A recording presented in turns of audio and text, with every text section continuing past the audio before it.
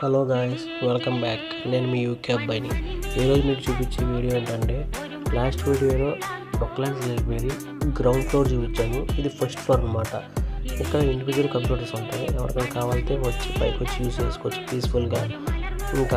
ఇంకా మీకు చూపించాలంటే బుక్స్.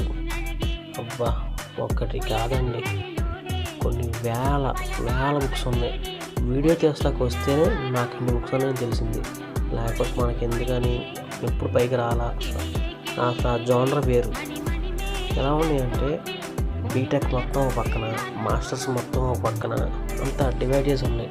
కొన్ని వందలు అనకూడదు, వేల బుక్సే ఉన్నాయి. చాలా పీస్ఫుల్గా ఇట్లాంటి library never before never after ఉంటుంది సార్.